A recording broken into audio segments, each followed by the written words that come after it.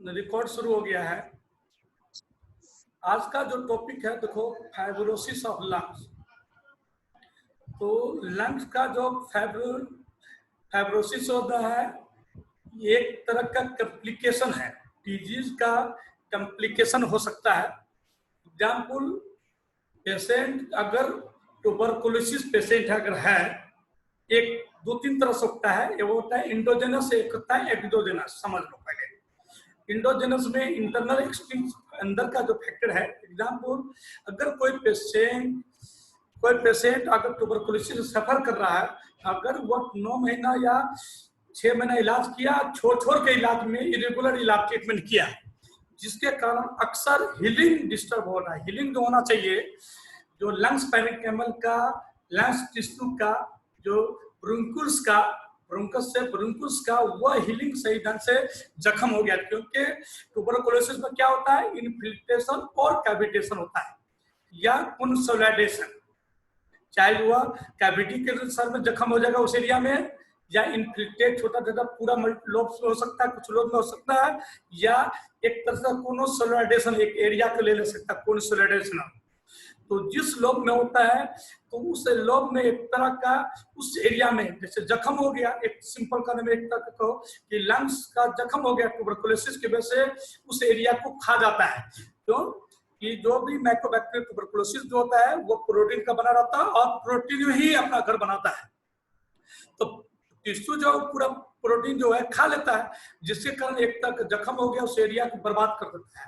तो post tuberculosis की वजह से, या ट्रीटमेंट सही ढंग से नहीं लिया, या रिक्रेट लिया भी, कभी कभी लार्ज कैविटी अगर है तो कभी कभी पेशेंट को फाइब्रस हो जाता है। किसी किसी पेशेंट को फाइब्रस एक स्टेज आ जाता है, में स्टेज हो जाता है, एक उसके कारण रह जाता है, और जिसके कारण उस जगह का, उस लंग्स का उस एरिया इरिवर्सेबल हो जाता है। एक होता है रिवर्सेबल, जैसे न्यूमोनिया में अक्सर रिवर्सेबल होता है लंग्स का रंग पैरामीटर, जिस लोब में इन्वॉल्व हुआ वो रिवर्सेबल लोब फिर उसी जगह क्लियर हो गया।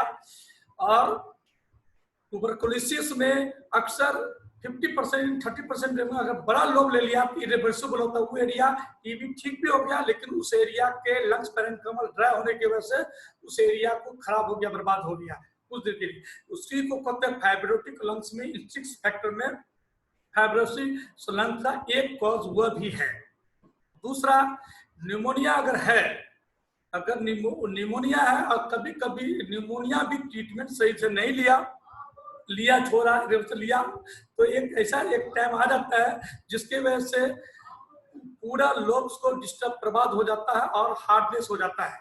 क्योंकि तुम लोग को इससे पहले हर में पैथोलॉजी बताते हैं कि कोई भी बैक्टीरिया या वायरस जब भी इन करेगा लंग्स पेरेन्किमल में, तो जब भी आता है इन्फ्लामेटरी रिस्पॉन्स जो है, न्यूट्रोफिल जो आता है, तो वहाँ या फ्लूइड आती है, एक तरह का एक्युमुलेट होता है। क्यों कि जब भी जहाँ पे इंजुरी होती है तो वो एक तरह खराश पैदा करता है। लंग्स पे मान लिया लंग्स को हुआ, एक तरह का ब्रोंकुल्स हो टूटा, ब्रोंकस तो बड़ा चीज है, ब्रोंकुल्स छोटा टूटा या टर्मिनल ब्रोंकुल्स टूट गया, ब्रेकडाउन हुआ, और उस जगह पर टूटा, इरोजन हुआ, इरोजन होने के बाद वहाँ इन्फ्लामेटरी एंजाइम आया, इन्फ्लामेटरी एंजाइम आने के बाद प्रोटीन आता है, थ्रोम्बिन थ्रोम्बोप्लास्टिन आ रहा है, एक तरह का कैल्सिफाइड वहाँ धीरे धीरे वो बना रहता है, एसिएशन टाइप बना लेता है, एक तरह का हार्डनेस, सुलावत आ जाती है लंग्स में, और पूरे उस एरिया को बर्बाद कर देता है। तो फाइब्रोसिस लंग एक इंस्टिक्ट फैक्टर एक ये भी है, किसी पर्टिकुलर जो डिजीज हुआ लंग्स में उसके वजह से, या कल जो मैं कल जो इससे पहले भी पढ़ाया है, लंग कार्सिनोमा ऑफ लंग्स के लंग्स ट्यूमर के कारण, तो कई वैसे जिस लोग में हुआ वो लोग डिस्ट्रक्शन, बर्बाद हो गया, डिस्ट्रक्शन ऑफ द टिश्यू हो गया उस एरिया का, जिसके कारण उस एरिया में ऑक्सीजन नहीं आ पाता है, तो एरिया ड्राइनेस पूरा हो जाता है, जिस एरिया बर्बाद होता है, उस तरह से एक तरह का लंग्स फाइब्रोसिस ऑफ लंग्स हुआ। एक इंटरनल फैक्टर हुआ है, और एक्सटर्नल बाहरी फैक्टर जो होता है, जो बाहरी जो फैक्टर होता है वो क्या होता है कि जैसे कोई केमिकल इंडस्ट्री में काम कर रहा है, बार बार वह इंडस्ट्री का केमिकल इनहेल कर रहा है, जूट मिल में काम कर रहा है, तो जूट मिल का जो गर्द डस्ट जो है, डस्ट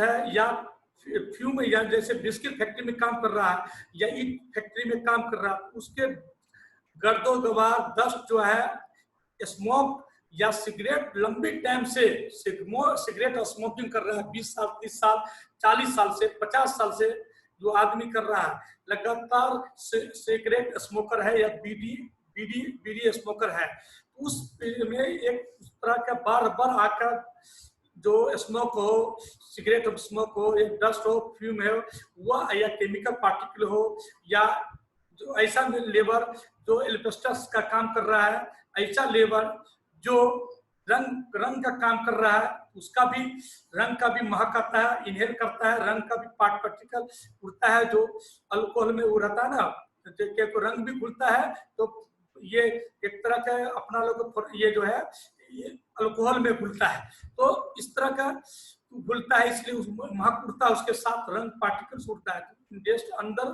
जो इनहेल जो किए, एक्सोजेनस फैक्टर में इनहेल किए, जिसके कारण वहां पर लंग्स का मैक्रोस्कोपिक इंजुरी होता है। That is called macroscopic injury. मतलब होता है वो इंजुरी जो नेकेड आई से नहीं देखा जाता है, क्योंकि अंदर से इंडोस्कोपी से के अंदर से ब्रोंकोस्कोपी के अंदर देखोगे तो वो इंजुरी है, लेकिन बाहर से पेशेंट कहेगा कि वो दर्द हो रहा है, हेमेप्टेसिस होगा, लेकिन इंजुरी तो तुम देखो कोई नहीं देखता है, तो वो मैक्रोस्कोपी इंजुरी होता है। या बाहर का कोई मेडिसिन खाए, ड्रग के कारण कोई मेडिसिन बाहर का जो ले रहे हैं, वो मेडिसिन के बाद एनाफाइलेक्सिस जो रिएक्शन होने की वजह से इंटरनल लंग्स में जो इंजुरी हुई, लंग ब्रोंकोमाइल्स में ब्लड का कोगुलेट हुआ या ब्रोंकुस का इंजुरी जो हुआ, इन्फ्लामेशन हुआ, जिसके कारण हो सकता है एक्सोजेनस में और अदर डिजीज में बाहरी से जो भी सेकेंडरी डिजीज है, एक डिजीज है, दूसरी बात सेकेंडरी डिजीज आया, निमोनिया आया, जो ये बाहर से इंटरनल हुआ, एक्सटर्नल से बाहर से कोई भी बैक्टीरिया आ रहा है, कोई वायरस आ रहा है, उसके कारण इंजुरी जो हो रहा है। तो इस सब के कारण अगला ये जो पैथोफिजियोलॉजी जो बनता है कि इरोजन होता है, और इरोजन होने के बाद एक तरह के जख्म की शक्ल होने लगती है, जख्म नुमा हो जाता है, जिससे कैल्सिफाइड होता है। अगर इंटैक्ट अगर हुआ, पेशेंट को दवाई से मेडिसिन ले रहा है, उसको इंटैक्ट अगर हो गया, कंटेक्ट स्थिर हुआ, तो लंग्स का जो होम्योस्टेटिक्स है, तो जो होम्योस्टेटिक्स मीन्स ब्लड इसका, हम मुझे बताओ कि लंग का में आर्टरी, ब्रोंकियल आर्टरीज जो है उसका सर्कुलेशन तेज होगा, जिसके कारण एल्वियोलर में, लंग्स में, ब्रोंकुल छोटे छोटे में, सर में ब्लड का सर्कुलेशन तेज हो जाएगा। यानी सर्कुलेशन अगर सही जगह आ जाएगा तो हीलिंग हो जाएगा, तो उसको कहते हैं वुंड हीलिंग। जब अगर हो जाएगा, हीलिंग अच्छे से हो जाते हैं इंटैक्ट होने के बाद, तो उसको लीजन कोई नहीं आएगा, फिर ठीक हो जाएगा। लेकिन अगर एवरेजेंट अगर आएगा, उस जगह पर हार्डनेस आ जाएगा, अगर उन हीलिंग अच्छा से नहीं हुआ, तो फिर एक तरह का फाइब्रस बन जाएगा लंग में, और लंग परमेटिव फाइब्रस हो जाएगा, तो दो तरह का, तो वहां पर क्या हो जाएगा, ब्लड का सर्कुलेशन कम हो जाएगा, जिसके कारण वर्ग ऑक्सीजन जो हम लेते हैं, इंस्पायरेटरी कर रहे हैं, वो सांस लेने में दिक्कत होगा, डिस्निया में एक्सर्शन होगा। जो फोर्सफुल लंग्स का जो कंप्लान है, जो सांस इंस्पिरेशन है, एक्सपायरेशन, जो रेस्पिरेटरी का जो सांस है, वो दोनों वक्फा बदल जाएगा, दोनों का पिच का दरमियान बदलेगा, जल्दी जल्दी सांस लेना शुरू करता है। क्यों? पूरा लंग्स में ऑक्सीजन गया नहीं। जो कार्बन डाइऑक्साइड और ऑक्सीजन को एक्सचेंज जो होता है एल्वियोला में, गैस एक्सचेंज जो होना है, वहां सही ढंग से नहीं हो रहा, क्योंकि वहां तो फाइब्रस है, क्योंकि एल्वियोला के नजदीक पूरा फाइब्रस ब्रोंकुलस में पूरा वहां बना हुआ है, उस जिस लोग में है, जिसके कारण पेशेंट ऑक्सीजन बाहर से बाहर निकल गया, और जो सर्कुलेशन ब्लड का भी होता है उस एरिया तक नहीं होता है, जिसके कारण डिसेनिया और ऑब्जर्शन शुरू हो जाता है। और अभी जो पैथोलॉजी बता रहा हूं तुमको, एक पिक्चर भी दिखा देता हूँ। तो फाइब्रोसिस लंग, उसके कारण जो डिसेनिया और ऑब्जर्शन होना शुरू होगा, जिसके कारण टैकिपनिया होगा, यानी लंग्स पल्मोनरी का रेस्पिरेटरी रेट जो है, जितना हार्ट रेट है उसका 1/4 होता है। मान लिया 100 अगर नॉर्मल हार्ट रेट है 72 से 100 तक, 20 पर मिनट तक लंग्स का हार्ट रेट है, तो 25 चौका 100 तक मान लेंगे उसको नॉर्मल, लेकिन जनरल 12 चौका 48 होता है, 20 तक। अगर 25 से ज्यादा अगर हार्ट रेट हो, लंग्स का रेट, रेस्पिरेटरी रेट हो गया, उसी को कहते हैं टैकिपनिया। तो टैकिपनिया पेशेंट का शुरू हो जाएगा, क्योंकि जो मिलना चाहिए ऑक्सीजन सही ढंग से नहीं मिल रहा, पूरे ब्रोंकस को, पूरा लंग्स को, जिसके कारण सही ढंग से कार्बन डाइऑक्साइड ज्यादा हो जाता है, ऑक्सीजन कम हो जाता है, जिसके कारण सेंट्रल साइनोसिस होना शुरू हो जाता है। सेंट्रल साइनोसिस में क्या हो जाएगा, लीप में एकदम ब्लूइश कलर साइन शुरू हो जाएगा। उसके बाद स्मॉल लंग्स रिडक्शन, जो एक्सपेंशन हो गया, जो इंस्पेक्शन एक्सपल्सन जो होता है वो भी रिड्यूस होना शुरू हो जाता है, क्योंकि ऑक्सीजन मिलता नहीं है। और स्कल्टेशन से देने से जिस एरिया में हार्डनेस जब होता है तो करेकल, क्योंकि वह हार्डनेस और कुछ दिन के लिए करेकल भी साउंड मिलेगा फ्लूइड अंदर से, लेकिन जब सलावत आ जाएगी तो करेकल भी साउंड नहीं मिलेगी, सिर्फ डिमिनिश साउंड मिलेगी। यानी फाइब्रस इतना हो जाएगा पता ही नहीं चलेगा कि एयर जा रही है इंटरनल पेस में, जिस पेस में अक्सर होगी तो ये है स्कल्टन से। और परकशन करने पर उस एरिया में डल परकशन अक्सर होगा, बल्कि स्टोनी हार्डनेस होने के बाद स्टोनी डल हो जाएगा। और पेरीफेरी साइनोसिस होने की वजह से क्लबिंग ऑफ ऑक्सीजन पेरीफेरी में नहीं पहुंचे, जिसकी वजह से क्लबिंग ऑफ फिंगर होगा, जेबीबी इंक्रीज होगा, और ये जो है ये जो साइन सिम्टम मिलेगा। दूसरी बात अगला है टैप, जो है 3 तरह के उसको टैप को फाइब्रोसिस लंग में जो है बांटा गया है। सबसे पहला जो टैप है रिप्लेसमेंट फाइब्रोसिस, दूसरा है फोकल फाइब्रोसिस, तीसरा इंटरस्टेशियल फाइब्रोसिस। 3 टैप इसको बांटा गया है। तो रिप्लेसमेंट फाइब्रोसिस में होता है कि fibrosis tissue is laid down over area lungs destruction, over area of lung. तो इसका जो है रिप्लेसमेंट ओवर एरिया जो है उस एरिया का लंग्स डिस्ट्रक्शन। मान लिया कि एक लोब में, बड़ा लोब में हुआ, मान लिया राइट साइड 3 मेन लोब है, तो बड़ा lobe base of lower lobe में हो गया, तो उस पूरे लोब को डिस्ट्रक्शन हो जाता है, फाइब्रोसिस में चेंज होता है। और often localise extend depends on the extend on destruction. जितना डिस्ट्रक्शन उस फाइब्रस टिश्यू को होगा उस पर डिपेंड करता है कि रिप्लेसमेंट ऑफ द फाइब्रस में होगा, तो उस एरिया को रिप्लेस करना, यानी वहीं तक रह जाएगा, उससे ऊपर ऑक्सीजन नहीं जाता है। और दूसरा जो होता है उसका कॉज क्या है, अभी इससे पहले तुम लोग को बता ही चुके हैं कि एक इंस्ट्रक्टिव फैक्टर का, मान लिया कि पल्मोनरी ट्यूबरकुलोसिस, ये फाइब्रोसिस का तो बहुत बड़ा कॉज है। पल्मोनरी ट्यूबरकुलोसिस जिस लोग में हुआ, सही ढंग से ट्रीटमेंट नहीं करने के बाद हो सकता है कल एमडीआर ट्यूबरकुलोसिस हो गया होगा, वो भी ट्रीटमेंट नहीं किया, बहुत डिस्टर्ब हो गया, एक तरह का फाइब्रस टाइप हो जाए, बहुत लंबा ट्रीटमेंट लिया छोड़ा, उसके वजह से लंग्स ट्यूबरकुलोसिस एक का भी मैं बता ही दिया था। और all types of the pulmonary suppurative lungs abscess, एक सिंपल भी ट्यूबरकुलोसिस नहीं होता, लेकिन लंग्स एब्सेस भी एक होता है। उसको डिफर यही है कि लंग्स में कैविटी पूरा मोटा थिकनेस रहता है, लेकिन शॉर्ट हिस्ट्री रहता है, उससे डिफरेंट करते हैं कि ट्यूबरकुलोसिस और लंग्स एब्सेस में थोड़ा डिफर होता है। Lungs abscess tuberculosis microbial tuberculosis chest या कॉक्स चेस्ट से ज्यादा पेनफुल होता है और ज्यादा फीवर ज्यादा उससे ज्यादा रहता है, तो उससे पता चलते हैं। दूसरी कैविटेशन का जो एरो जो है थिकनिंग है, लंग्स ऑप्शन उससे ज्यादा कैविटी हुआ, उसका राउंड का थिकनेस ज्यादा हो जाता है, इससे हम लोग पता है। दूसरी बात इम्फीजिमा, जब परमानेंट डायलेटेशन एल्वेलाई होता है इम्फीजिमा, और इम्फीजमा उसमें भी कभी कभी फाइबर बार बार इम्फीजमा होने पुराना, क्योंकि जो इम्फीजमा एक छोटी से पढ़ा चुके हैं, इम्फीजमा भी है एक साल 2 साल की नहीं, लॉन्ग टर्म का है। तो परमानेंट डायलेटेशन एल्वेलाई का जब हो जाता है उसके बाद भी धीरे धीरे लोअर बेस में फाइब्रोसिस शुरू हो जाता है, एक कॉज उसके कारण। दूसरी है ब्रोंकी एक्टेसिस, अक्सर मैं बोला इससे पहले भी परमानेंट डायलेटेशन बोला एल्वेलाई का। और हेलो हेलो सुन रहे हो? हेलो हेलो हेलो, हाँ यस सर आ रही है। नहीं प्रचार आ गया, तुमको लगा कि आवाज हट गया। अच्छा ठीक, इससे पहले तुम लोग को सब चीज बता चुके हैं, बताने की भी जरूरी नहीं है कि इम्फीजमा क्या है, कि यार ब्रोंकी एक्टेसिया। दूसरी बात इम्पाइमा, दो जैसे इम्पाइमा, अब देखिए हम तुम लोग को बोले इम्पाइमा यानी पाइथोरेक्स पढ़ा चुके हैं, उसमें भी उस एरिया का बर्बाद हो जाता है। और जैसे पाइथोरेक्स, हीमोथोरेक्स, नीमोथोरेक्स, ये 3 चेन के कारण भी अगर सही ढंग से इलाज नहीं हो पाता है, पूरे ढंग से इलाज नहीं होने के बाद भी फाइब्रस लंग हो जाता है, तो इम्पाइमा भी एक कॉज है। उसका ब्रोंकिएक्टेसिस में भी हम इससे पहले बोले थे परमानेंट डायलेटेशन हो जाता है। मान लिया अक्सर पोस्ट कॉक्स ब्रोंकिएक्टेसिस एक टर्म है जो अभी भी जैसे ट्यूबरकुलोसिस की बात फिर कर रहे हैं, तो पोस्ट कॉक टीबी था, खत्म हो गया, लेकिन फाइब्रस उसका लंग्स नहीं हुआ।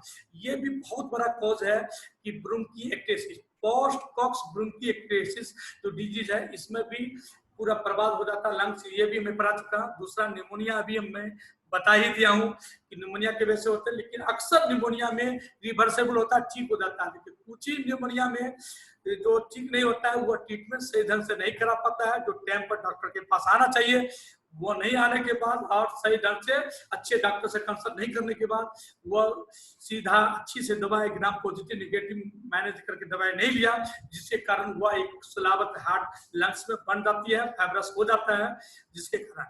दूसरी बात, कुछ फंगल इन्फेक्शन साथ में हो जाता है, लोग नहीं समझ पाते हैं कि डायग्नोसिस डिफरेंशियल होता है। जनरल लोग सर्दी खांसी जनरल एंटीबायोटिक दे दिए, लेकिन फंगल इन्फेक्शन भी होता है, लेकिन उस पर लोग ध्यान नहीं दे पाता है कि लंग्स में भी कभी कभी फंगल इन्फेक्शन होता है। और दूसरी स्किन की भी फंगल इन्फेक्शन का भी रेट पेनिट्रेट करके भी चला जाता है, तो उस पर डायग्नोसिस नहीं होने के कारण उसमें भी सलाबत हो जाती है। लेकिन ये बहुत ही कम मिलते हैं फंगल इन्फेक्शन का।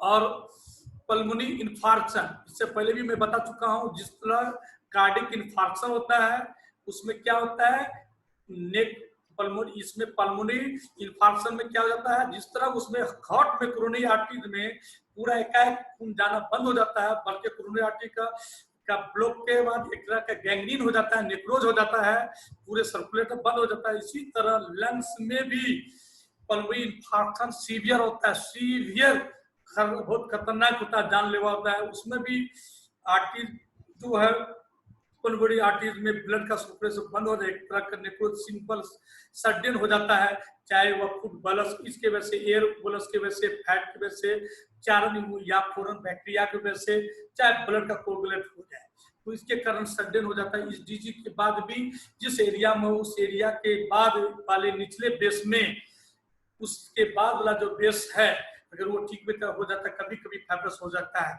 दूसरा कोरोनिक प्लूरल इफ्यूजन, वही अभी भी फिर मैं बोल रहा हूँ कि प्लूरल इफ्यूजन में फिर क्रोनिक, कब, जब पेशेंट सही ढंग से ट्रीटमेंट नहीं कर पाया, ठीक नहीं हो पाया, बार बार सही ढंग से मेडिसिन नहीं होने के बाद तब होता है। लेकिन सही ढंग से इलाज कर जाता है ऐसा नहीं होता फाइब्रस, इसमें सही ढंग से इलाज नहीं होने पर। उसके बाद इरेडिएशन ऑफ द लंग्स, तो ये जो कॉज अभी मैं बताया, एक तो बता ही दिया था उसी तरह, और एक सैंड हल्का सा मैं बता दिया था, इसमें भी सैंड है। क्लिनिकल पीछे में चेस्ट का asymmetrical and flattening of the affected side, यानी जिस तरह जिस एरिया में फाइब्रस होगा उसका फ्लैटेंट बढ़ जाएगा। जिस तरह मान लिया कल भी मैं बताया कि जिस एरिया में फाइब्रस होगा, कल भी बताया था कुल में कि जिस एरिया में लंग्स कैंसर है या ट्यूमर है उस एरिया में पुल करे, क्योंकि हेवी चीज अपने तरह घिसती है। याद रखना, जो हेवी चीज है वजनदार अपनी तरह घिसती है, और जो लूज ढीला चीज जैसे प्लूरल इफ्यूजन है वो अपने पुश करती है दूसरे साइड, तो वो हिलता डुलता रहता है, मूवमेंट डलनेस रहता है। शिफ्टिंग डलनेस साइड वाला वो एक तरह घिसती रहती है, शिफ्टिंग डलनेस। जो हार्डनेस रहता है, जो मूवेबल नहीं होता है, वो अपने तरह घिसती है। तो इसमें भी जिस एरिया में फाइब्रस हो जाता है, भारीपन उस एरिया लंग्स का, वो लंग्स वो अपने तरफ फ्लैटेंड हो जाएगा, वो अपने एरिया में अपनी तरह लंग्स अपने तरह खींच लेंगे। और ड्रूपिंग ऑफ द शोल्डर, और उस एरिया में भी शोल्डर भी तरह घूम जाएगा, ड्रूपिंग हो जाएगा, जिस तरह कल बता ही दिया था। और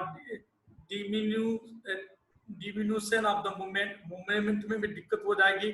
ट्राकिया भी जिस एरिया में होगा, कल भी मैं बताया था कि जिस तरह हार्ट ट्यूमर हो उसी तरह फाइब्रेशन में जिस एरिया में रहेगा वो ट्रैक्टा सेंट्रल होता है में होता है, उसी एरिया मान ली राइट साइड तरफ मूव हो जाएगा। और जब राइट साइड मुड़िया तो उतना ही नहीं स्ट्रक्चर बढ़ेगा, डिएस्टिनम चेंज हो जाएगा, उसका गर्दन तक सर्वाइकल एरिया तक हो सकता है, शोल्डर तक उस एरिया तिरछा होने लगेगा बड़ा। अगर अगर फाइब्रोसिस लंग्स हो गया, कभी कभी कोलैप्स ऑफ लंग्स होने के बाद एक पूरे लंग्स में भी पूरे एक लंग्स भी बर्बाद हो जाता है, पूरे उस आदमी धीरे धीरे से झुक के चलने लगता है, एक आदत सी हो जाती है। और उसके बाद सिविरिटी है तो VR VF डिपेंडेंट सिविरिटी जो है फाइब्रोसिस है in the extensive the fibrosis में आर द जिस एरिया में उसका सर्कुलेशन भी रिड्यूस हो जाएगा, ऑक्सीजन रिड्यूस हो जाएगा, उसका एक्सपेंशन भी, इंस्पेक्शन एक्सपेंशन, फूलना, लंग्स का सुकड़ना, जो उसकी भी कैपेसिटी खत्म हो सकती है। तो ये साइन में है। दूसरा है फोकल फाइब्रोसिस। याद करो, फोकल छोटा छोटा फोकल एक तरह का सीन इन द न्यूमोकोनिकोसिस, एक न्यूमोकोनिकोसिस होता है, दैट इज द सिलिकोसिस, जो केमिकल में या कण में, मान लिया स्टोन फैक्ट्री में जो काम करता है, अक्सर मैंने देखा है और मिलता भी है, जो स्टोन फैक्ट्री में जो काम करता है, जो पत्थर को तोड़ता है, जो आदमी क्रश करता है, उस आदमी बिना मास्क यूज नहीं किया जाता, जिसके कारण वह इनहेल, पत्थर के छोटे छोटे कण बहुत ज्यादा इनहेल करते हैं और उसको अक्सर बैठता है न्यूमोकोनियोसिस एक डिजीज है, वो बैठता है, जैसे का सिलिकोसिस में लंग्स पूरा छोटा फोकल दाना दाना होता है, बहुत ज्यादा हो जाता है, जिसके कारण बहुत शॉर्टनेस हो जाएगा, पेशेंट सोना नहीं चाहेगा, प्रॉब्लम नहीं, डिसेनिया शुरू हो जाएगा, एकदम बहुत खतरनाक चीज है, पेशेंट बेचैन हो जाता है। एक्सटेंशन ऑफ द फाइब्रोसिस धीरे धीरे, और उसके कारण जिसके वजह से धीरे धीरे वो फाइब्रस बन जाएगा, छोटा छोटा नोडुल्स है, small nodules to the extensive lesion, छोटा से बड़ा लीजन में चेंज होगा। क्यों? जिस एरिया में स्टोन का कण बैठा वहां पर लंग्स पैरेंकाइमल को बर्बाद किया, वहां एल्वियोलर टिश्यू को बर्बाद किया, जिसके कारण सर्कुलेशन ब्लड का नहीं हो पाया और वहां पर फ्लैम्टी वगैरह आने का वो हार्ट सलावत हो गया।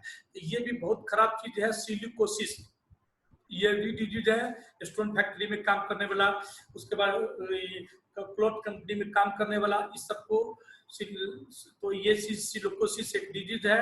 और इसमें भी जिस तरह दम फूलता है सीओपीडी के साथ, उसी तरह इसमें भी प्रोक्सिमल नॉक्टर्नल नाक में प्रोक्सिमल डिसेनिया या एक्डाविजन सीओपीडी टाइप होता है, उसी तरह होता है। पेशेंट जिसी पर सोने की कोशिश करता है बैठ जाता है, नॉक्टर्नल डिसेनिया उसी को होता है प्रोक्सिमल डिसेनिया। प्रोक्सिमल नॉक्टर्नल मींस रात में जो दम फूलता है उसको नॉक्टर्नल कहते हैं। तो इसमें भी शुरू हो जाता है, ज्यादा होता है फोकल फाइब्रोसिस में। देखो ये बहुत अच्छा है, एक्सरे से पता ही चलता है। देखो छोटा छोटा पूरे दाना, लेकिन इसका लोग कितना भी समझता है न्यूमोनिया है, कितना समझता है टीबी है, लेकिन न्यूमोनिया तो हो ही जाता है। तो पूरे तो इसको डायग्नोसिस के लिए पेशेंट की हिस्ट्री लेना, और ये शॉर्ट हिस्ट्री रहता है, नहीं रहता है, लॉन्ग हिस्ट्री रहता है कि 2 साल से काम कर रहा है, 3 साल से काम कर रहा है, पत्थर करने वाला। ये स्टेन से फोटो से बहुत अच्छा क्लियर है।